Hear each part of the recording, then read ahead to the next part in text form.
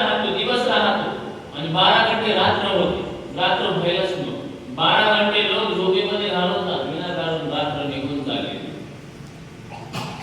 दिवस हा दिवसच राहिला पाहिजे. म्हणून हे दिव्य रथामध्ये बसले प्रियव्रत महाराज आणि सूर्याची गती रोखली, थांबवली आणि 7 दिवसच राहिला, रात्र झालीच नाही. लोक काम करू परेशान, गामड्या निघले. रात्र कधी होते? विमान पुरला गेलो. ब्रह्मदेव प्रगट झाले. ब्रह्मदेवाने सांगितलं, अरे देवन असं काय करायला लागला? ही प्रकृती जीवाच्या कल्याणाकरता बनवली आणि प्रकृतीला जास्त छेडछाड केली तर प्रकृती आपल्याला दुःख देईल. खूप समजून सांगितलं. त्यावेळेस प्रियव्रताने आपला आग्रह सोडला. परिणाम सुरू. ज्या रथामध्ये बसलेले होते, रथाच्या पायानं 7 समुद्र आणि 7 द्वीपाची निर्मिती झाली. खाऱ्या पाण्याचा समुद्र, उसाच्या रसाचा समुद्र, मदिरेचा समुद्र, तुपाचा समुद्र, ताकाचा समुद्र आणि गोड पाण्याचा सुद्धा समुद्र. वेगवेगळ्या द्वीपाची निर्मिती झाली. आपण त्या द्वीपामध्ये राहतो. तो द्वीप म्हणजे जम्बूद्वीप. या माध्यमातून शेवटी प्रियव्रताला वैराग्य झालं आणि आपल्या मुलाला, अग्नित्र नावाच्या मुलाला राज्य दिलं आणि महाराज निघून गेले. बोल भक्तवत्सल भगवान की जय.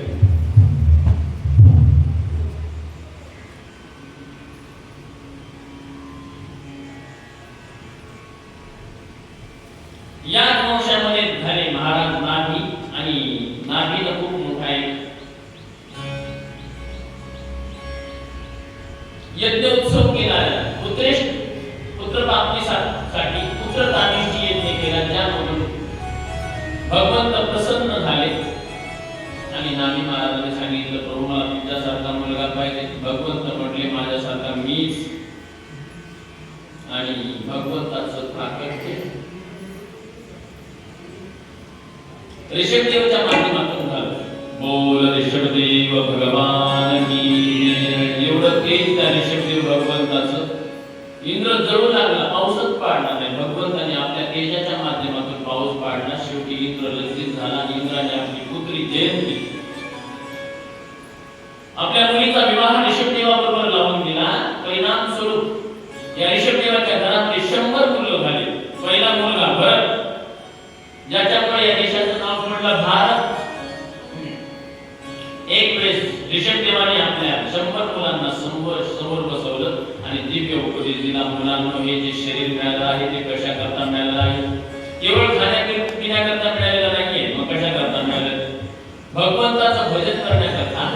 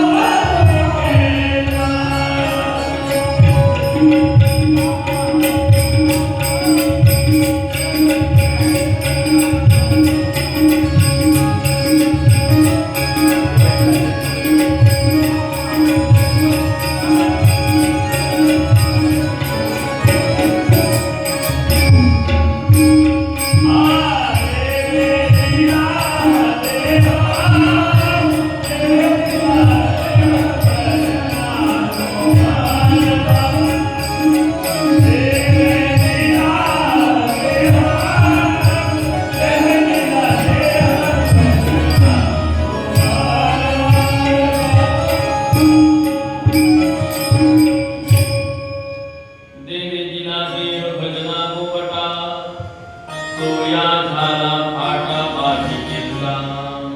देवानी देह भजना करता दिलेला आहे. कसा दिलेला आहे? गोमटा सुंदर दिलेला आहे बघा हाती. तरी पण परंतु बाधा निर्माण झाली, मायेची बाधा निर्माण झाली. आये ते हरि भजन को उठल लगे कपाल. भजना करता आले आणि दुसरं काम करत नसतो आपण इथे येऊ.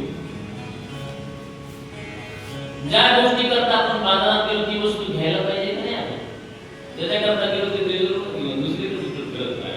तसं ना काय म्हणावं अशा लोकांना? ज्या गोष्टी करता तो माणूस पाठवला त्याने तो काम केलं नाही आणि दुसरं करत म्हटलं आपण काय म्हणतो त्याला? काय म्हणतो आपली ती स्थिती. आपण त्याच्याकरता आलो होतो, आपण दुसरंच करत बसलो. आपलं ते काय म्हणावं त्याच्याने त्यांनी त्याचं स्वतः ठरवून घ्यायचं. दिव्य उपदेश दिलेला आहे. मुलांनो, या शरीराचा मोह सोडून द्या. हे जे भोग भोगायला तो शरीरामध्ये आपण इतर योनीमध्ये सुद्धा भोगू शकतो. कोणी म्हणेल महाराज आम्हाला एवढी मुलं आहेत, डॉक्टर सुद्धा म्हणतात आमच्याकडे संख्या कमी नाही आमच्या मुलाची, त्यांची बराई लागली असते. कोंबड्याची मुलं कधी आणतात का? मुर्गे के पोत गणे आगे पीछे ठाड़, एक बिल्ली ले गई एक चिल्ली ले गई, हो गई बाटा बार. किती असतात ना त्यांना सुद्धा संसार आहे. आपण जे करायला काही फरक नाही त्यांच्यामध्ये आपल्या. म्हणून शरीरावरचा मोह सोडून भगवंताचं भजन करावं. जिंदगी एक किराए का घर है, जिंदगी एक किराए का घर है, एक ना एक दिन करना पड़ेगा. मौत जब तुझको आवाज देगी, घर से बाहर निकलना पड़ेगा. जिंदगी एक किराए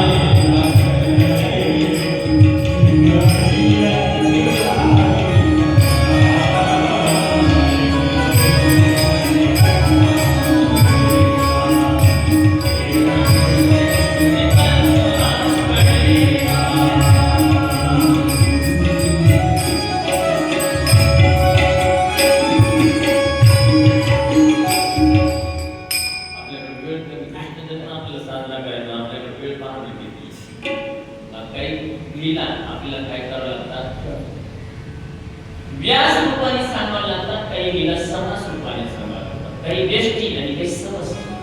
कधी कधी आपण एक्सप्रेस न प्रवास करतो, कधी कधी हात दाखवा आणि गाडी थांबवा असंही चालू लागतं. लीला एवढ्या व्हायचं म्हटलं एक महिना जर आपली कथा झाली तरी पण होणार नाही. भागवत तेवढा विचार हरी अनंत हरी कथा अनंत. काही कधीला आपण स्पर्श करायचंय, आपलं वेळ संपत चालले म्हणून पुढे जायचंय. शेवटी आपल्या मुलांना भरत महाराजाला राज्य गादीवरती बसवलं. ऋषभदेव महाराज निघून गेले आणि या ऋषभदेव पासून जैन धर्माची उत्पत्ती झाली, निर्मिती झाली. भरत महाराज पांचजनी बरोबर विवाह केला.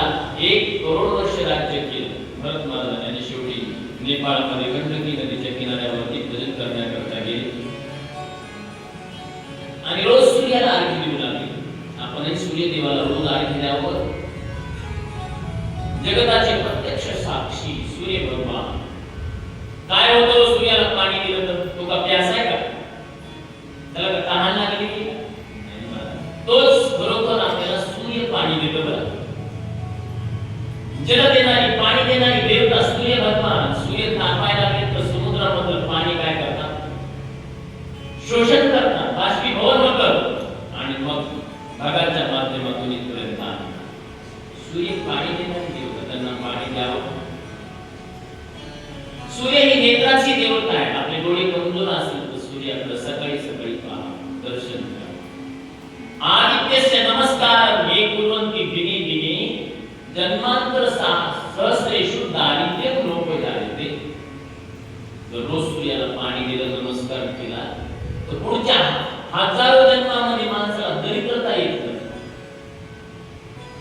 म्हणून सूर्याला नमस्कार करा. नमस्कार करूच लागले. एक गर्भवती हरणी जंगलामध्ये विचरण करू लागली. करता करता एका सिंहाची दळकाळी डोळ्यात फोडली. सिंहाने दळकाळी भयंकर गर्जना निघाली.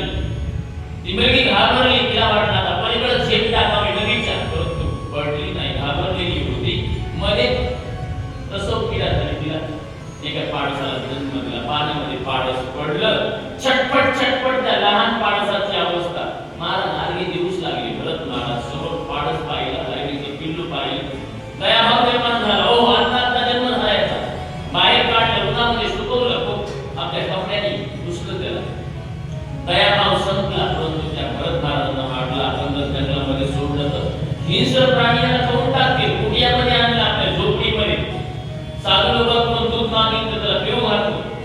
रोज दूध मागायचे साधू लोकांकडून.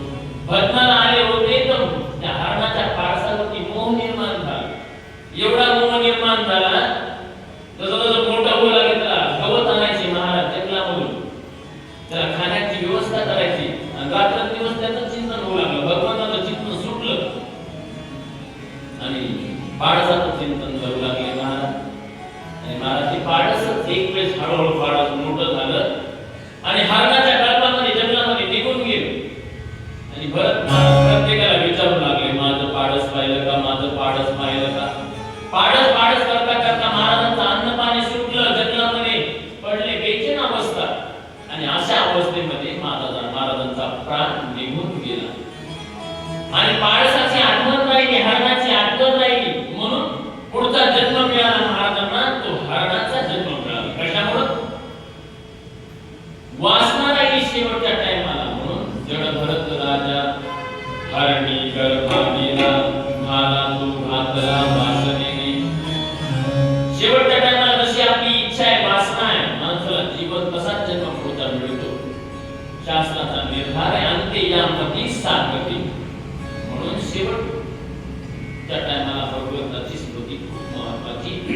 भगवंताची हरणाचा जन्म मिळाला आणि काहीतरी भजन केलं होतं आणि हरणाच्या जन्मामध्ये सुद्धा महाराजांना भगवंताची स्मृती राहिली आणि तो जन्म तसाच घालवला.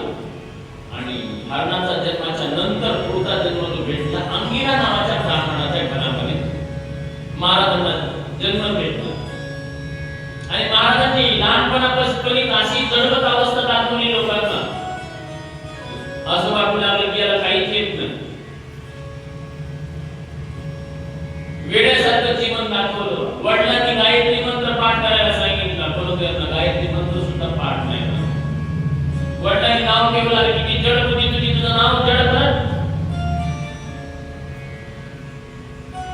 जडभरत महाराजांना वाटलं बरं झालं, लोकांच्या कामाला आलो नाही आपण, त्याच्या लोकांनी आपल्या संसाराला जमलं असतं. परंतु आईवडील जोपर्यंत नाही तोपर्यंत पालन झालं.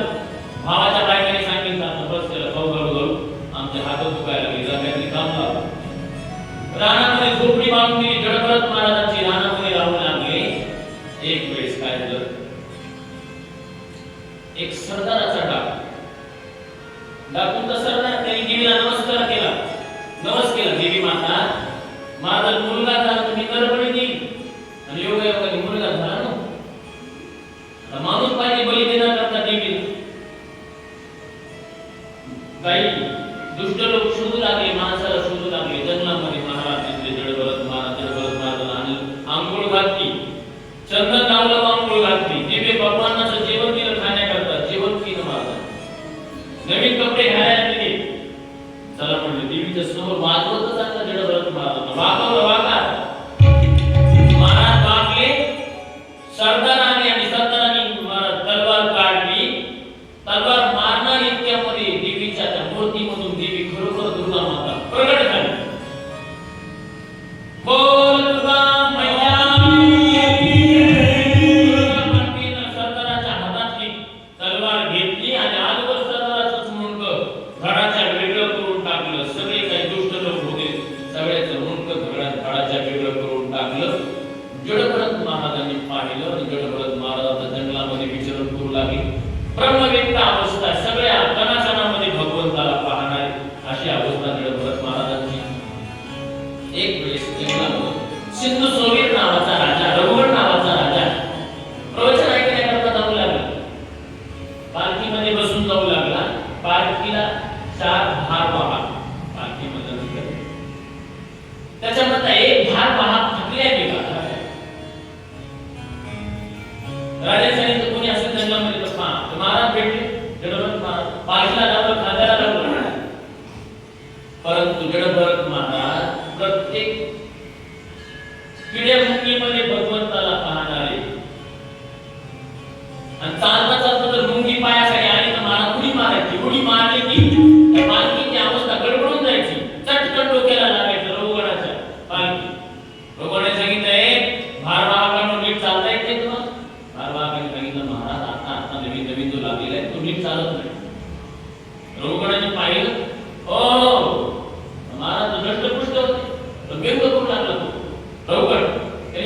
हो किती वाढले त्या माणसाला तुम्ही बाजूला लावले. अरे इकडे काही खाल्लं नसेल काही नसेल. राजा संतांना राजा सांगितलंय गाढवा तुझं नीट चालला नाहीस तर मी तुला दंड करेल शिक्षा देईल. तुला माहितीये माझा दंड भयंकर. परंतु जडभरत महाराजांना वाटलं हा राजा बोलायला लागला आपण जर बोललो नाही तर हा नरकामध्ये जाईल. साधून त्याचं ओझं उचललंय त्याचं कल्याण केल्याशिवाय सोडत नाही. आणि जडभरत महाराज जीवनामध्ये पहिल्यांदा बोलले असं बोलले की राजाचं कल्याण. अरे राजा काय म्हणायला तू तुम्हाला दंड देणार आणि तू म्हणायला लागलास मी वाढलेला आहे. अरे माझा आत्मा न वाढलेला आहे न तो स्थूल आहे न तो सूक्ष्म आहे. सूक्ष्माती सूक्ष्म. अरे तू काय मला दंड करणार. दंडाच्या पलीकडे असणारा माझा तो आत्मा आहे. नैनं चिंतन्ति शस्त्राणि नैनं दहति पावक न चैनं क्लेदयन्त्यापो न शोषयति न मारुक. त्याला शस्त्राने मारू शकत नाही त्याला अस्त्राने मारू शकत नाही अग्नी जाळू शकत नाही त्याला पाण्यामध्ये डुबवू शकत नाही त्याला. तो अमर आहे.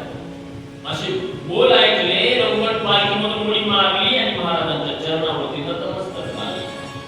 त्यावेळेस जडभरत महाराजांनी दिव्य उपदेश दिला आणि भवाटवीचं वर्णन सांगितलं.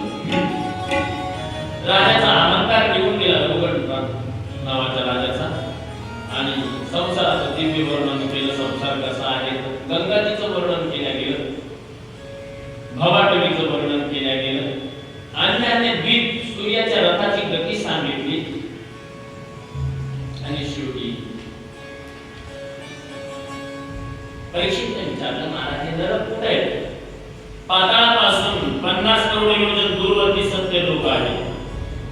पृथ्वीच्या 99,000 योजन खाली हे नरक आहे.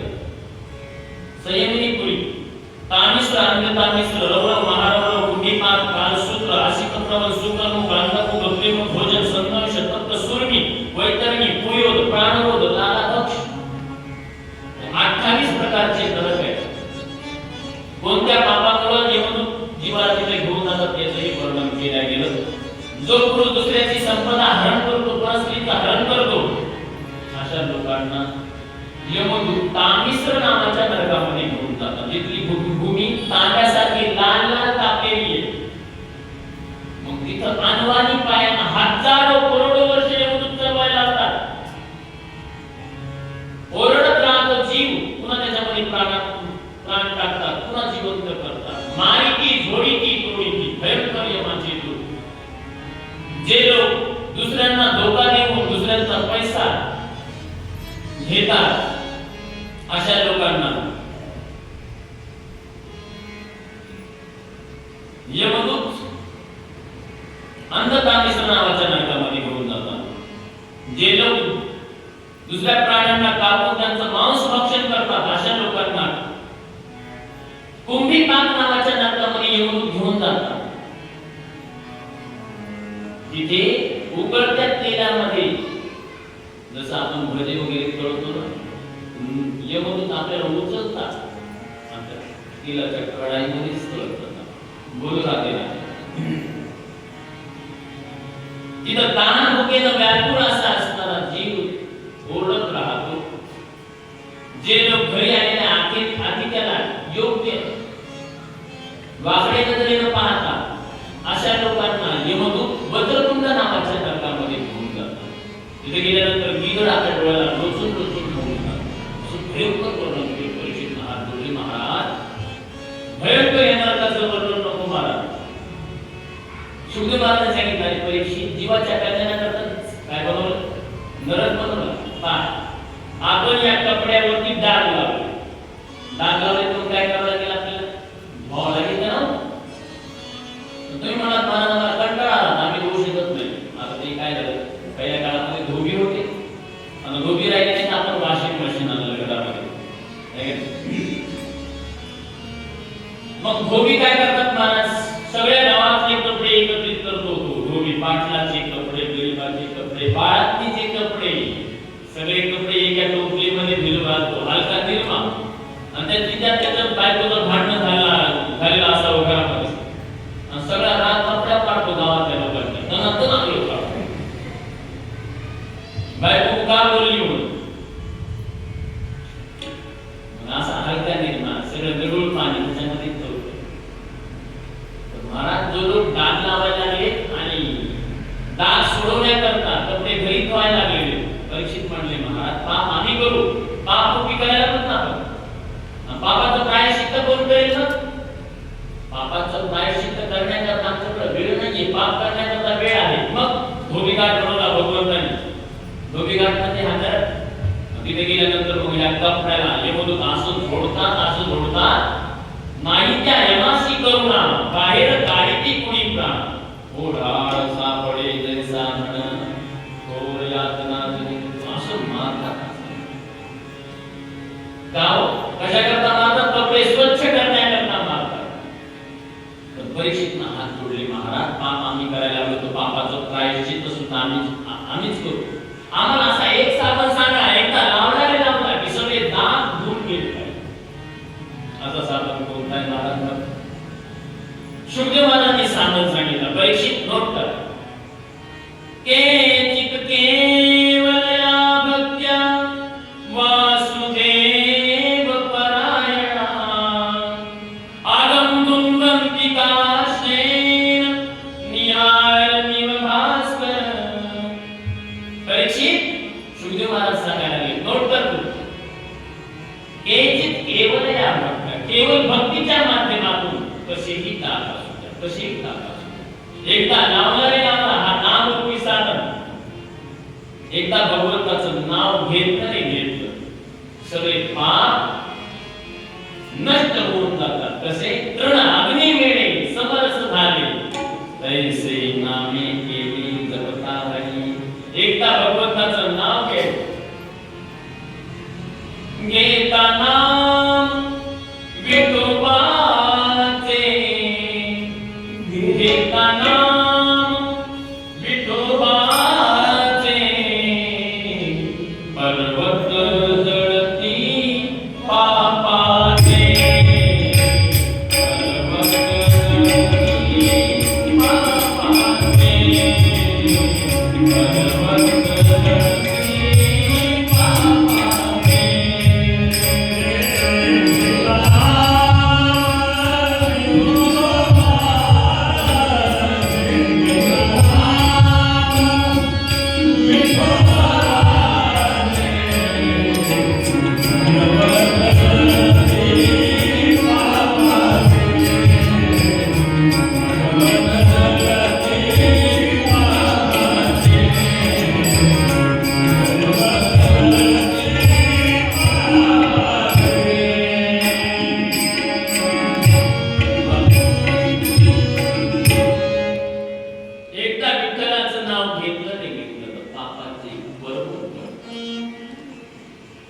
कितीही असू द्या भयंकर पाप भगवंताच्या नामाचं सामर्थ्य असं आहे कसंही असू द्या महाराज.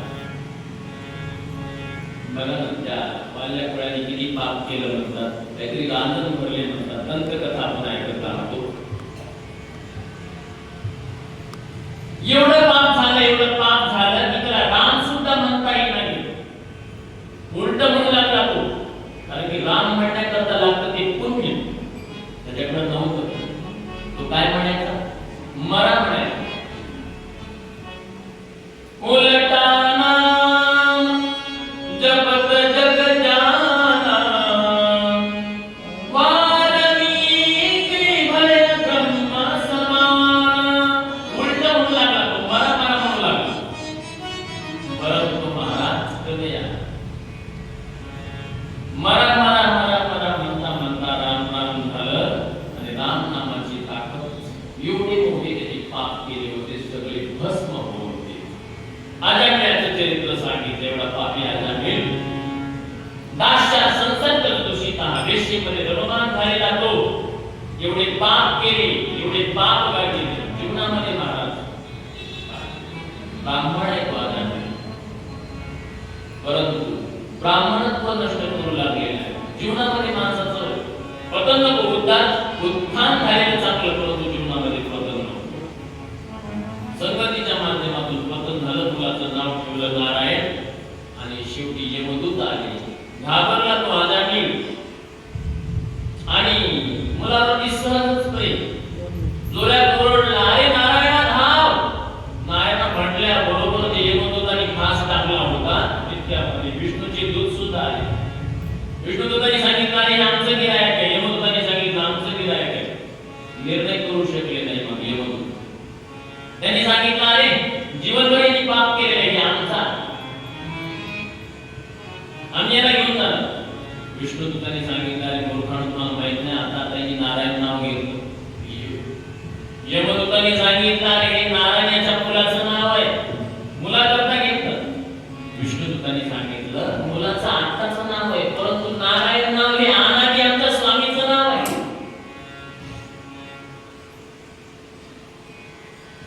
विष्णुदूत सांगू लागले, यमदूत ऐकलेच नाही. शेवटी दोन दोन लाथा मारल्या, धक्केबुक्की झाली आणि यमदूताला काढून दिलं.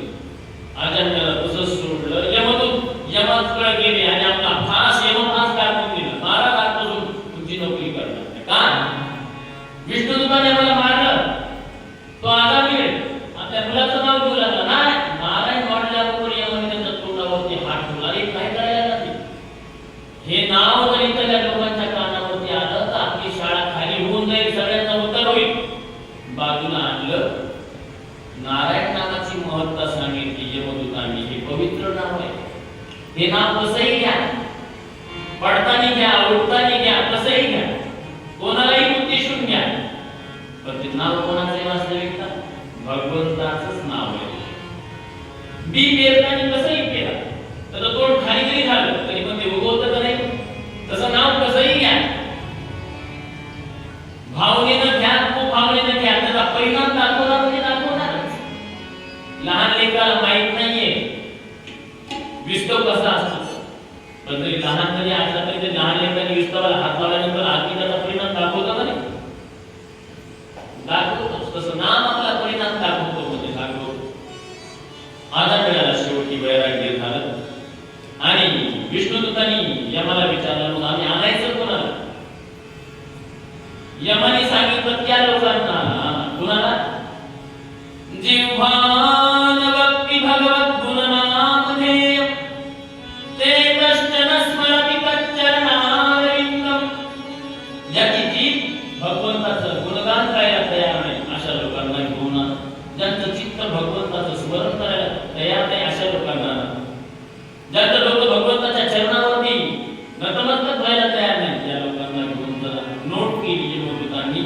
आणि यमदूत घ्यायला गेले. असा कोण आहे जो भगवंताचं नाव घ्यायला तयार नाही? त्या लोकांना यमदूत घेऊन चालले. नका जाऊ त्या गावा, नाम धारकाच्या शिवा जेथे होय हरिकथा सदा घोष नामाचा.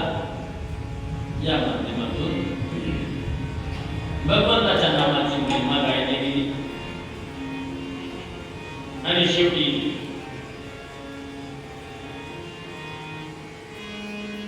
परीक्षित महाराजांनी विचारलं, महाराज प्रचेतनाचा विवाह मारीशा नावाच्या कन्येबरोबर झाला आणि त्यांनी दक्षपुत्राला जन्म दिला. दक्षने तपस्या करून केली खूप मोठी आणि असती नावाच्या कन्येबरोबर विवाह केला आणि या कन्येपासून दक्षने 10,000 मुलांना जन्म दिला. 10,000 मुलं. एक वेळेस नारदजीला भेटले. नारदजीने खूप प्रश्न केले या मुलांना आणि उर्वरितच ब्रह्मचारी बनवलं. शेवटी दक्षला राग आला. 2 वेळेस असं केलं आणि दक्षाने नारदजीला श्राप देऊन टाकला. अरे नारद, ज्या मुलांनी संसाराचं तोंड पाहिलं नाही अशा मुलांना तू संन्यासी बनवलंस. माझा श्राप आहे तुला. तुझा पाय एका जागेवरती कधी टिकणार नाही. तस्मात् लोकेषु ते मूढ न भवेत् ब्रह्मतत्पदम्. यावेळी दक्षने 60 कन्यांना जन्म दिला आणि याच्यापासून संसाराचा विस्तार झाला. 13 मुलीचा विवाह कश्यपजी बरोबर झाला. आदिती, दिती, धनु, काष्टा, आयुष्टा, सुरसा या दक्षाच्या पत्नी आहेत. 27 कन्या चंद्रमाबरोबर विवाहित केल्या. अश्विनी, बहिणी, कृतिका, रोहिणी हे सगळे त्यांचे नाव आहेत.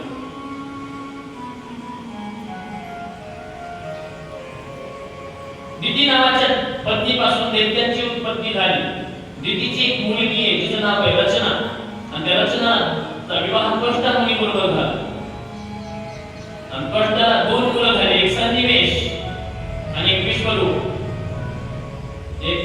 देवतांचे गुरु बृहस्पती इंद्रावरती नाराज झाले आणि त्यावेळेस इंद्राने त्या विश्वरूपाला बोलवलं पुरोहित ते काम करण्याकरता.